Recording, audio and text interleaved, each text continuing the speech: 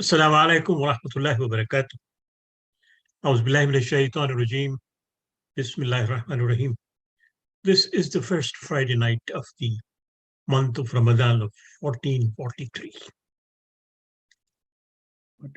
And Islamicity is starting a new series focusing on moral values that define us as human beings and that defines our civilization as human civilization.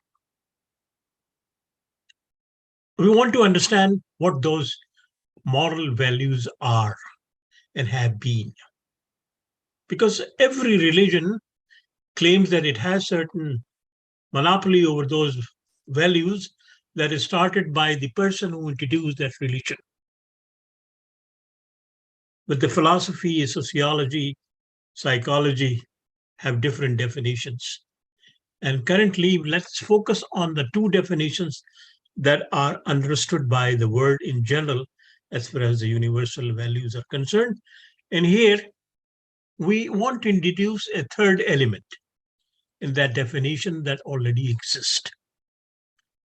By universal values, we mean that values that have worth for all, or almost all people, in every sphere of life. And in that respect, there are two major approaches that the world has followed so far. The first is the claim that the universal values can be understood in two different ways. The first is it could be that something have a universal value when everyone and every individual finds it valuable. This is a position that was taken by Isaiah Berlin, who was one of the philosophers and who talked about these kind of things. The second one is something could have universal value when all people have reason to believe it has value. And that is a position that was taken by al-Muwaṭṭa, one of the philosophers of the time, who basically pointed out that Gandhi declared nonviolence as a basic human value because everyone has reason to believe that nonviolence is the best way to survive. But there is a third alternative also. And very rarely people talk about that third alternative because in the game of religious superiority, we often ignore that third element. That these values did not come to human being as a method of trial and error. These values were introduced by the one who is the creator of the universe, who is the master of the universe, as essential values that every human society must have in order to survive, not only as a human society, but as a society that is committed to that ideal of belonging to the viewpoint that is introduced by the divine. And that is what we want to focus on. In my understanding, and I hope that Dr. Walji and Dr. Ahmed would comment also on that, religion did not start with Christianity, with Judaism, with Islam, or with Hinduism. It started with a divine message, a divine guidance that was meant to be shared by people in different societies and different times. And it had, from the very beginning, some essential elements that became part of almost all religion. And that's why when we reflect on the Quran, we hear a very powerful verse which says, وَإِمَّا يَأْتِيَنَّكَ مِنِّي هُدًى فَمَنْ تَبِعَ هُدَايَ فَلَا خَوْفٌ عَلَيْهِمْ وَلَا هُمْ يَحْزَنُونَ. That whenever you find the divine guidance, means you comprehend it, you understand it, you imbibe it, and you intune it, then and follow it with your action, then you will have nothing to worry, nothing to fear. It is in that particular context we look at those universal values. We believe, at least I believe, that these universal values did not start with the advent of the last divine message that Muslims believe came as a result of the Prophet Muhammad sallallahu alaihi wasallam's pronunciation in Arabic, or by Jesus, or they were there from the very first day when people, Adam alayhi salatu wasalam, and when his progeny was sent to this universe to follow a guidelines, a manifesto based on those values. And based on our understanding of all those things, which is part of almost all scriptures, we reach to at least 8 essential values. And our focus during this Ramadan would be those 8 essential values without which human societies will not progress, without which our relationship with God would not be complete, without which our relationship with each other would also be incomplete. And I'll quickly go over them without uh, elaborating on them, because each one of us will have our own time to elaborate on them. That honesty, trust, humility, responsibility, empathy, love and affection, cooperation, and faithfulness. These are the 8 values that we have identified. There are many others. Justice, for instance, fairness, and all those things. But justice can be founded on what? And that's what we will be exploring, all those kind of things. So without any further delay, I would say that we come to this Ramadan with the third dimension, that is the universal values have their origin in divine guidance, not on the basis of human error and trial. Human error and trial can definitely be used to empirically prove certain point of view. But as far as the divine guidance is concerned, we believe that those values were given by God Almighty to all human beings, regardless of the religious faith and religious commitment that they have. And those values are essential in order for us to survive as human civilization, as human beings that can live in this planet of Earth under the guidance of God, in making use of the physical laws that He has created in this world. So it is in that particular context we look at those universal values, and we will explore all those things. Our format is very simple. Tonight we have, and next segment we also have Dr. Ahmedullah, Dr. Walji, and myself discussing these things briefly. And then we will bring 2 young people who were born in the United States or who basically grew up here. And we'll put all these values to them and say what relevance it has in our society today, where we have faulted in terms of living those values, and what can be done to ensure that those values become part of our institutional life in the United States as a Muslim, as citizens of this country, as people belonging to a broader unity of humanity that is built around the divine guidance. And it is in that particular context we intend to have this kind of discussion, so it can have some meaning in our life, everyday life, and we can all look at those values as a universal assets of humanity, which is given to us by none other than the one who loves us more than anyone else, and that is God Almighty.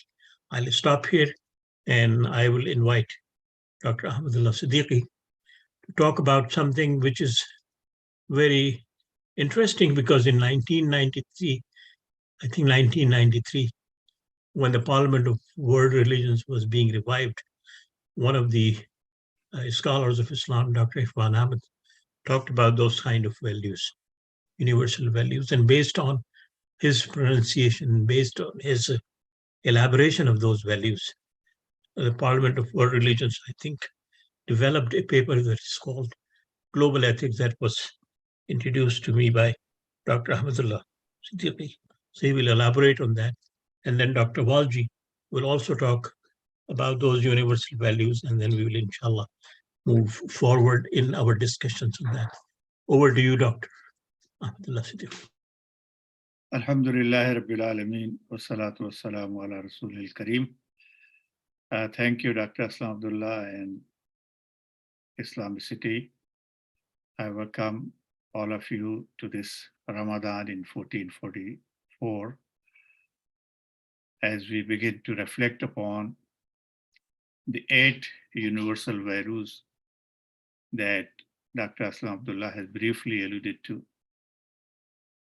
I want to share with you how the Parliament of the World Religions in 1993, when it convened in the summer in Chicago, a number of religious scholars and leaders from different faiths, they came together to think about how can we develop a global ethics concept that can be presented to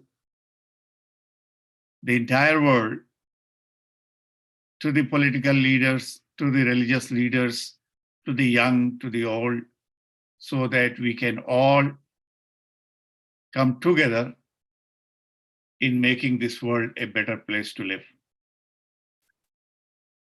This Global Ethics Declaration was adopted in 1993, and this is a dynamic document. This is always in progress. Currently, a 12-member committee consisting of members from different faiths is in charge of taking feedback from different people of faith. There are 2 Muslims who are currently on the board of trustees of the Parliament of the World Religion. They are part of this 12-member committee. Imam Safed Katovic, who is interfaith coordinator of the Islamic Society of North America, and Sister Sahar Al-Sahlani from New York. She comes from a diverse background. She is also a member of this committee. So this Global Ethic Landmark Declaration of the Parliament of World Religion states that the universal values and principles that are shared by world religious, spiritual, and cultural traditions, it came as a result of consultation with scholars and religious leaders from many of the world's religions. This is a sort of a statement of basic ethical commitments shared by people throughout the globe, mostly religious, but regardless of whether they are religious or not. Because in the parliament, in the background, the effort was that the entire humanity is one family, and the entire humanity, including those people who consider themselves irreligious, if they agree on a set of principles, a set of a plan of action, and work towards bringing those into practice, then the world will be a better place to live.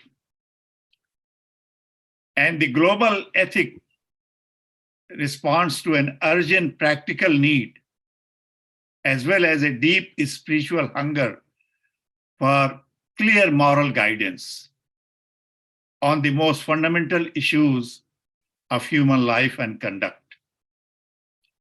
In essence, this declaration expresses a minimum set of principles for committed action in a world torn by violence, religious and racial hatred, oppression of women and minority groups, extremes of wealth and poverty, and the growing threat of climate change and destruction of the natural world. A major achievement of the Global Ethics Declaration is to demonstrate that there is agreement on these issues. It recognizes that beyond legislated laws and conventions, there must be change in people's minds, hearts, and ways of life. So currently it is based on 4 major principles. Principle number 1, that as we move towards developing a new global order, it should be based on a new global ethical understanding among all people of the world. Principle number 2, every human being must be treated humanely, justly, with respect and honor, regardless of the status of that person, economically, racially, religion, from a religious perspective. Principle number 3, everyone commits to a set of irrevocable directives. Number 1, commitment to a culture of non-violence and respect for life. Number 2, commitment to a culture of solidarity and a just economic order. Number 3, commitment to a culture of tolerance and a life of truthfulness. Number 4, commitment to a culture of equal rights and partnership between men and women.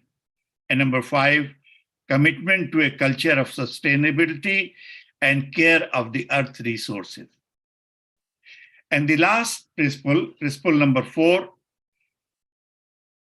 we work towards a transformation of consciousness. I will share with you the concluding paragraph of this declaration, and then I will stop.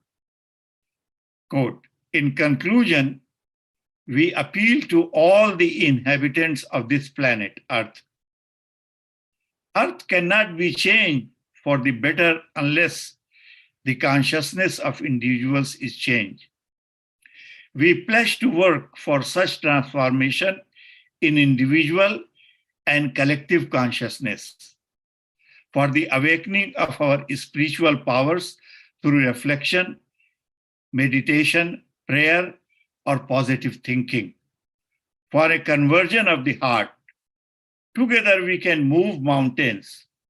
Without a willingness to take risk and a readiness to sacrifice, there can be no fundamental change in our situation.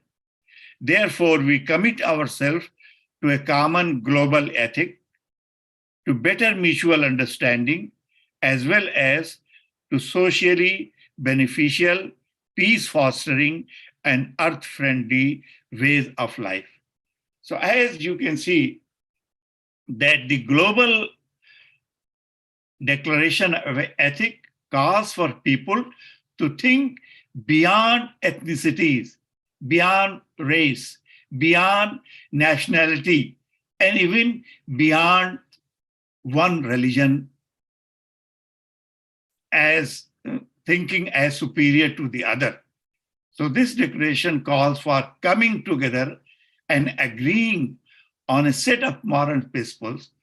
And I hope that during the various segments that we will present during this Ramadan, you will agree that the moral principle that we are presenting is part of the Islamic traditions that we follow under the leadership of Prophet Muhammad ﷺ.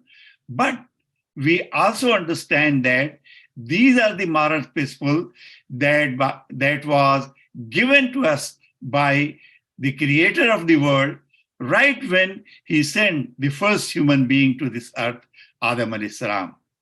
Thank you very much.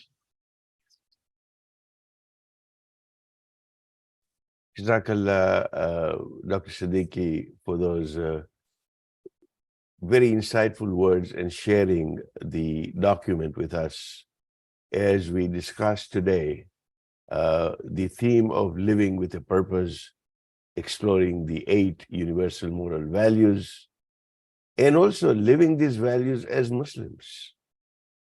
Because as recipients of the final message, I believe that it behooves us to ensure that we become exemplars for the rest of humanity when it comes to living these divine values which go beyond race, which go beyond faith, specific faiths. And I'd like to thank the organizers, Islamic City, to really help us organize this very important conversation where we will be talking about these values in the next few days. As alluded by Dr. Aslam, that these values have been the foundation of human civilization because they were divinely given to us. So the foundation of human civilization since the dawn of time, and these continue to guide us in our quest for meaning, happiness, and fulfillment. And the ethics document that was presented by Dr. Siddiqui is something worth pondering upon, that we have minds, we have that aspiration to have we develop that global ethic. The big question is, why is this planet in the state that it is today? That, inshallah, would be some parts of the discussion that we will do. For today, we say that living purposefully, because truly that is the essence. When we translate the global ethic into individuals, then each one of us, as rightfully suggested by Dr. Siddiqui, that living purposefully means each one of us is consciously aligning our thoughts, our action, our decisions based on these values and aspirations. So it is a journey that requires courage, perseverance, and dedication.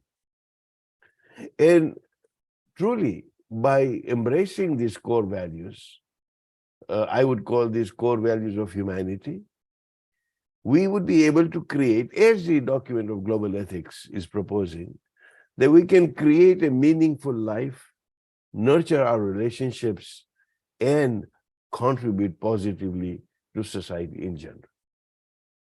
So at the heart of human history, therefore, lie these timeless principles or virtues that have been deeply cherished and embraced by diverse cultures, religions, and civilizations, to the extent that some have claimed these to be their own, as if these were values that were brought by a certain faith. As Dr. Aslam alluded, that these are divinely guided values from the very beginning of our civilization. So these universal values also have withstood the passage of time, transcending borders, cultures, societies, and they serve as a beacon of light, guiding us for that level of our ethical conduct, our relationships, and fostering our personal growth. To recap, these values of honesty, trust, humility, responsibility, empathy, love and affection, cooperation and faithfulness will be discussed in this series, are not therefore exclusive to any one faith, tradition, or culture. Throughout history, these values have guided us as humans. We aspire that by adhering to these values, we can foster a sense of purpose and direction in our lives. And that is we as individuals can do. There may be many, many documents on ethics. There may be many great scriptures that have been revealed to us. But unless we as humans act those values out, live those values out by living purposefully, they will remain as pages in the books of scriptures and in the resolutions of the United Nations and all that. But by adhering to these values and by acting them, we can foster a sense of purpose and direction in our own lives, beginning with our own personal empowerment to live ethically and authentically. And as we continue to honor and uphold these timeless principles, we for sure contribute to a legacy that is going to transcend this generation and many others, instilling hope and inspiration for the future. And therefore, I will conclude by simply saying that in today's fast-paced, often chaotic world, these universal values can provide us with a much-needed framework for navigating our challenges that we face both as individuals and as a society. And inshallah, in the following days, we'll explore as to how these timeless values can help us in our modern lives and live these values as Muslims and as receivers of the final message of Islam. Thank you so very much. Inshallah, we will continue with this discussion on these values. Wassalamu alaikum wa rahmatullahi wa barakatuh. Thank you very much, Dr. Walji and Dr. Ahmed, for elaborating on those universal values. You know that we would be talking about honesty, we'd be talking about trust, and we were talking about responsibility.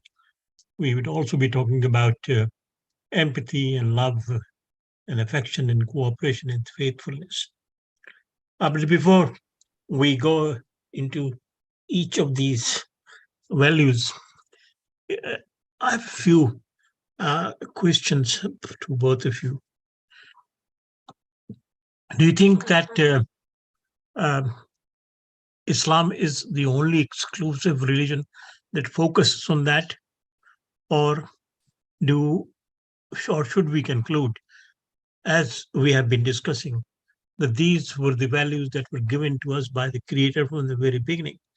And if that is so, then can we develop a broader alliance of people who believe in those values and their divine origin to come together and work on the basis of bringing humanity together and on the basis of improving our living in world conditions?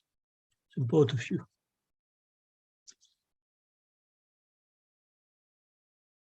I think there is no doubt in my mind that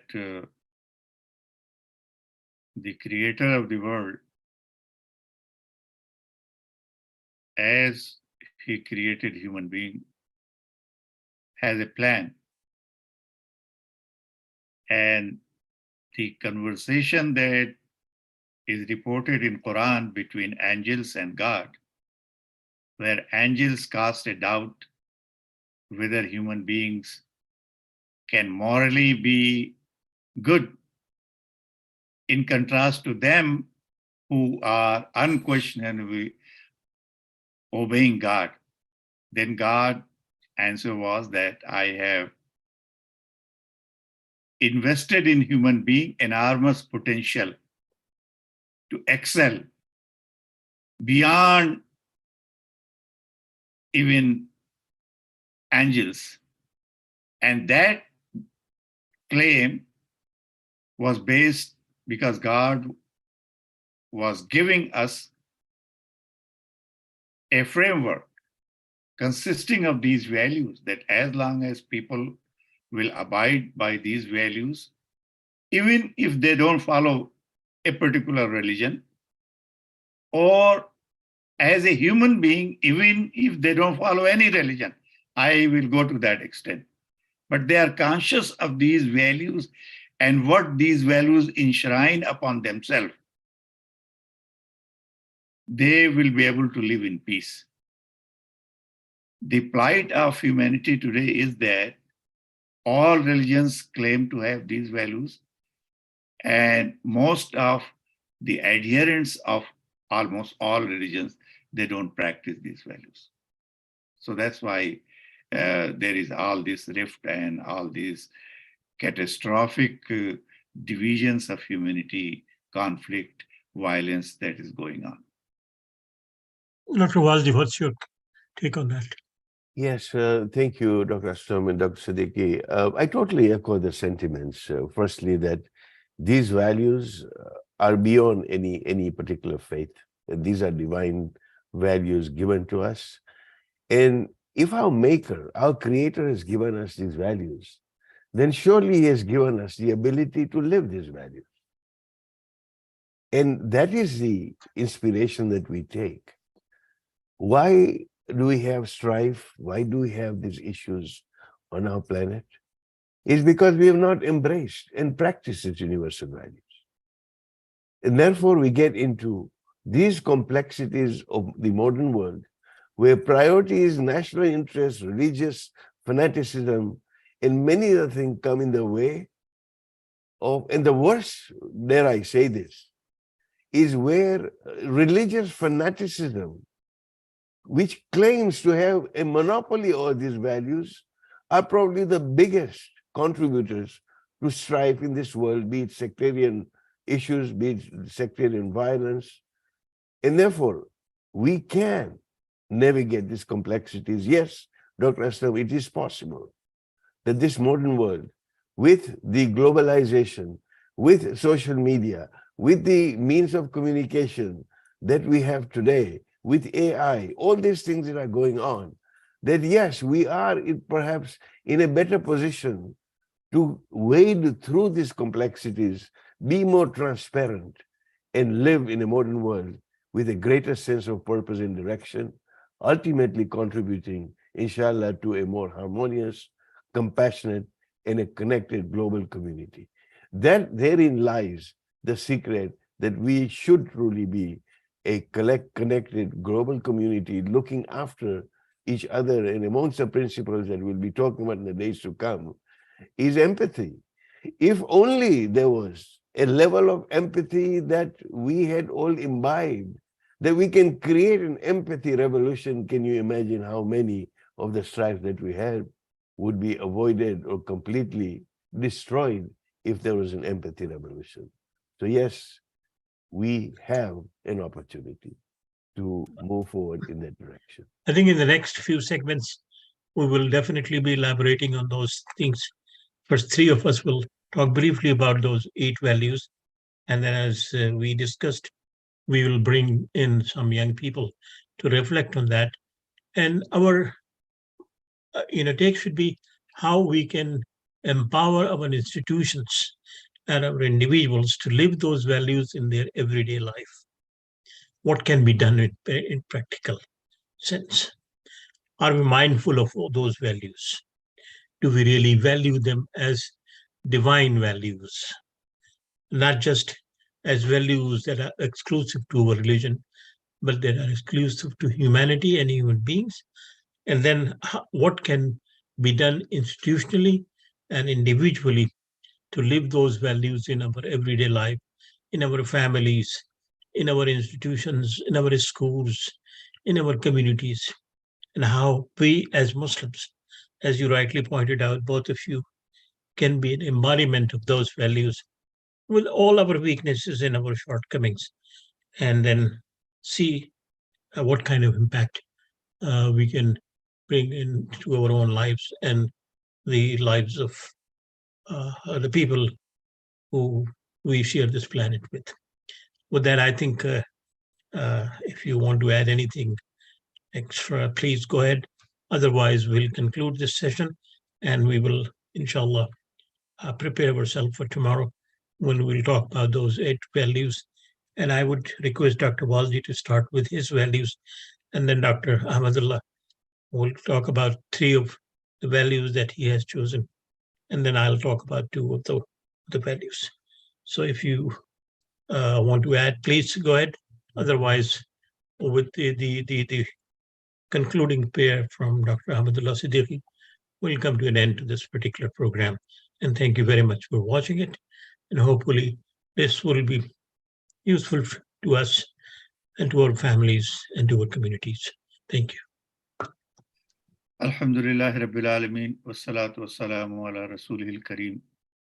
Allahumma ballighna Ramadan. Allah, enable us to benefit from the month of fasting as you intended us to benefit. Allah, give us commitment and sincerity to observe the month of fasting and make us be watchful over ourselves so that we may not do anything that may violate the spirit and the practice of fasting.